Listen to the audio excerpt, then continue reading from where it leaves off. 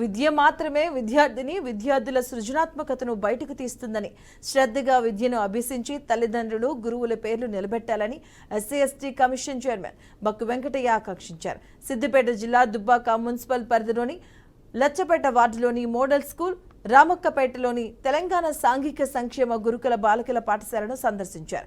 Principal Supriya పాఠశాలలో మౌలిక వసతుల కల్పనపై చైర్మన్ దృష్టికి తీసుకొచ్చారు. దీంతో చైర్మన్ పాఠశాలకు కావలసిన మౌలిక వసతుల గురించి ఆడియో ద్వారా కలెక్టర్కు సమర్పిస్తున్నట్లు, తాము కూడా స్వయంగా కలెక్టర్ను కలిసి సమస్య పరిష్కారానికి కృషి చేస్తామని హామీ ఇచ్చారు. ఇక అనంతరం స్కూల్లో విద్యాబోధన, మధ్యాహ్న భోజనం పట్ల విద్యార్థులను అడిగి తెలుసుకున్నారు. విద్యార్థులందరూ వివిధ గ్రామాల నుంచి కష్టపడి ఇక్కడికి వస్తున్నారని, అందరూ శ్రద్ధ పెట్టి చదవాలని హితవు పలికారు.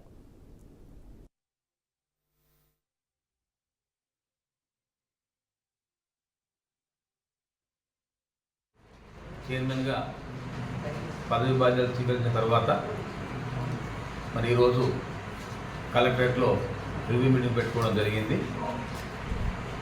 మరి గవర్నమెంట్ నుంచి కూడా కొన్ని సోషల్ వెల్ఫేర్ స్కూల్స్, కొన్ని గురుకులాలు, కొన్ని మోడల్ స్కూల్స్ అన్నీ కూడా మరి ఎస్టీలై, ఎస్సీలై, బీసీలై కూడా ఏమున్నా ర్యాండంగా కొన్ని ఇన్స్పెక్ట్ చేసి మన ప్రభుత్వానికి నివేదిక ఇవ్వమని చెప్పి సీఎంఓ గారి ఆదేశాలు ఉన్నాయి.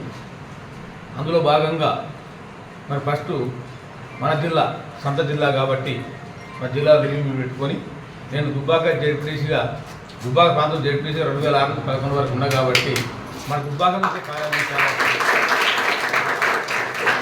మహారాష్ట్రలో మరి కలెక్టర్ గారు కూడా మాకు నష్టం అయింది.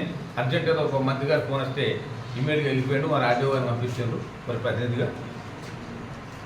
మన మోడల్ స్కూల్లో సమస్యలన్నీ కూడా ప్రిన్సిపాల్ మేడం గారు, లెక్చరర్స్ ఇంతకుముందు అన్నీ కూడా సమస్యలు వివరించడం జరిగింది.